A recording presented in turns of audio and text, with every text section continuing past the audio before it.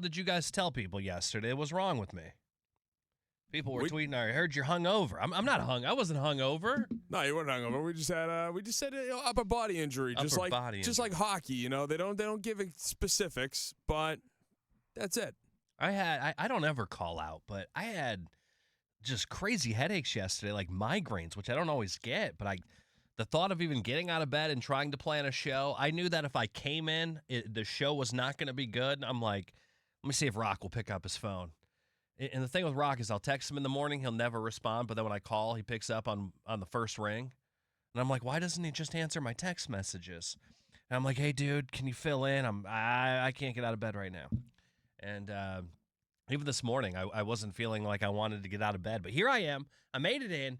We got a great show lined up for you. It's pretty much the show we were going to do yesterday. But now we're going to do it today because all of it is still relevant, except I got to make a little tweak in the Rays segment because it went from talking about how they were getting swept to, hey, they won a game last night. They won a game, finally, against the Orioles. Thank God that series is over. Right? Sound the horn. That was a brutal series to watch all the way around. Something about Baltimore just kills us. It really does. And what sucks is we got to see Baltimore again this weekend. In Baltimore.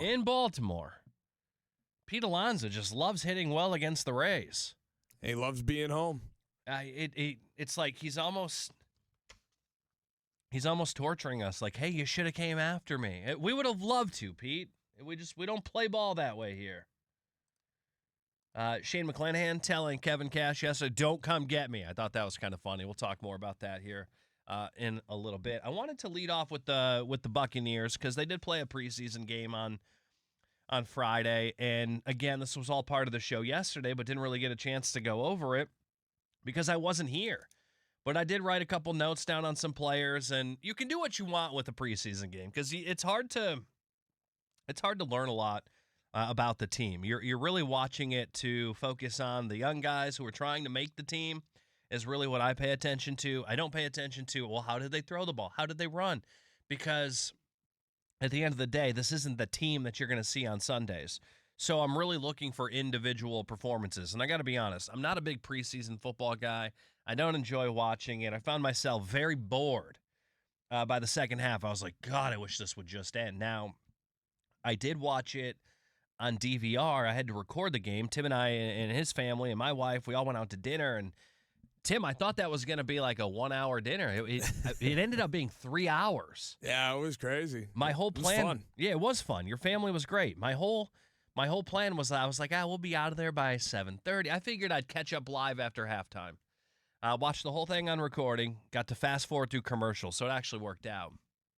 But a couple of the notes I did write down, Ayden Garnes was obviously the star of the show on Friday night. He had the highest coverage grade according to PFF, if that means anything to you. Is it too early to say that I think he's already probably made the team? I mean, with the depth at cornerback here in Tampa Bay, it feels like this guy is destined to make the team after only one preseason game. Do you think I'm too early by saying that, Tim? Because he had a great game, and the depth is so weak at cornerback. I don't know how this kid doesn't make the team. I feel with everything going on, like you mentioned, Benjamin Morris hasn't really trained, and now he's finally getting back to practice. Yeah, Morrison did practice today, as did Zion McCollum, by the way. I don't see how they don't sign guards. Like, I mean, honestly, like keep him on the 53-man roster. He needs to be here as one of the guys, even if he is just a depth piece. Yeah, he's got a cool story. And he's been in this position most of his career. He's fighting for playing time at the University of Arizona, made the team, ended up being a starter. And if he doesn't make this team, I can tell you, he's put enough on tape. He will be in the NFL this year, whether it's here in Tampa Bay or somewhere else. But I like to think it'll be here with the Buccaneers. But I thought overall he was really good on Friday, really good in coverage, and really stood out in the secondary. Did not line up against Garrett Wilson at all, which I was kind of hoping to see because I heard he did well in practice all week long. And that's the thing with the joint practices. You learn more about the team at practice than you do in the actual preseason game. Exactly.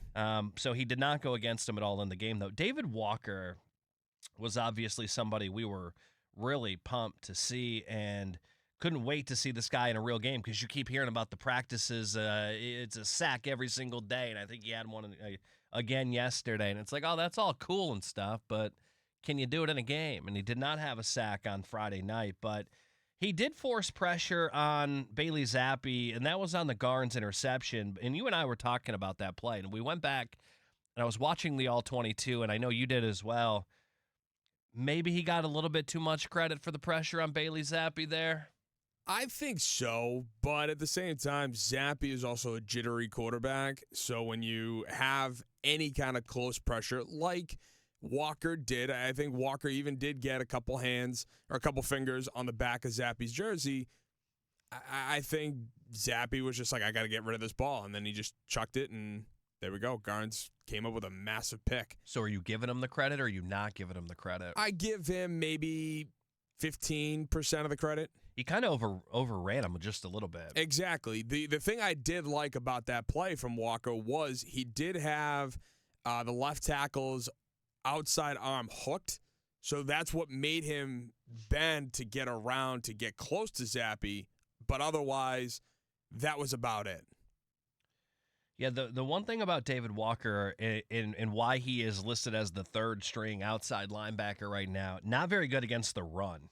No. That's really going to be his problem. He's got to get better against the run. If not, he's kind of like Aquadine Muhammad, which we don't need another Muhammad. There's a reason why Muhammad was available after having 11 sacks last year with the Detroit Lions, because you can only throw him out there on third down in passing situations. That's why he had 11 sacks. He was a third down guy. They knew they were going to be throwing the ball anytime he was out on the field.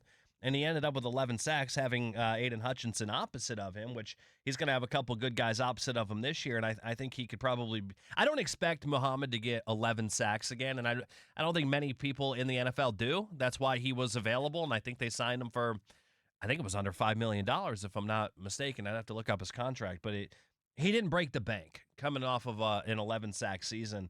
And that's kind of what I thought of David Walker when I'm watching him play. I'm like, oh, no, he's Muhammad. He's a guy that they can play him on third down, and that's about it. I don't know if they trust David Walker on first and second downs, and that's going to be the big knock on him, I think, going forward. Yeah, there were some things about Walker's game I was watching the All-22 on that I was just not impressed by. Even his pass rushing ability, I was kind of like, there was a lot to be desired there. What about the sack every single day in practice? You're not blown away by practice? Well, clearly after watching that game, I was not blown away at all, especially when he was going against the first-string offensive line there. If he wants to get playing time in this league, he's going to be seeing a lot of the best tackles in the NFL, and what he did against the first string, Cade Klubnik had all freaking day.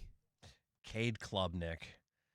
He was getting hyped up a little bit, too. You got to love people that don't pay attention to college football. They're like, this guy's the next coming of Christ. It's like, have you ever watched Clemson? Have you watched the Jets quarterbacks? Have you ever watched Cade Klubnik? He was frustrating to watch in college. I thought Jeremiah Trotter did really well, and look, he had high praise from his teammates today at practice. Baker Mayfield said that he loves, and I got to say it because I got to say the edited version, but he loves that he talks a lot of crap at practice. Said the defense needed that, and that's what Josiah Trotter brings to the table. I don't know why I always write down Jeremiah Trotter. Josiah Trotter. He had 15 plays against the Jets, 7 versus the run, 7 in coverage, and then he had 1 blitz.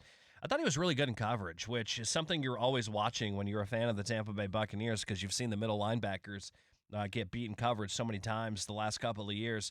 Trotter was good in coverage. He didn't give up anything. So I was very satisfied with his performance. I'd be shocked if he wasn't the one by the start of the season. I don't think Servassier Dennis is going to be the guy. We've seen a lot out of Servassier Dennis over the last couple of years, and he has shown us he's not that guy. And Trotter's kind of showing us all the right things in practice and again on Friday night. Ted Hurst was the guy we all could not wait to see. Ted Hurst, I thought, was okay. He didn't blow me away on Friday night. I thought that Ted Hurst was a great route runner, which that's all the talk about him has been. There's those comparisons that he keeps getting to Mike Evans, right? Because he's got to fill that void. And again, I don't think it's necessarily fair, but the one area where he gets more credit than Mike Evans was getting was his route running abilities. He is a better route runner than Mike Evans. Is he an overall better wide receiver than Mike Evans? No, Mike Evans is one of the all-time greats, and I don't expect him to be that in year number 1. But he did show me he's a good route runner. I thought he could have made a few more plays than he did on Friday, but you really can see the potential. And Emeka Egbuka, we don't know how long he's going to be out for, so he's going to get an opportunity here. He's going to have a chance to play here, I think, a lot on Saturday night with the starters, and he's going to have an opportunity to really make a name for himself because Egbuka, that toe injury, he was at practice today, but he didn't practice. He was in a hoodie. He wasn't wearing a boot, so that's a good sign. But Todd Bowles, here's his answer on the status of Emeka Egbuka. He's day-to-day, week-to-week as well. Day-to-day, week-to-week. What the hell does that even mean, Tim?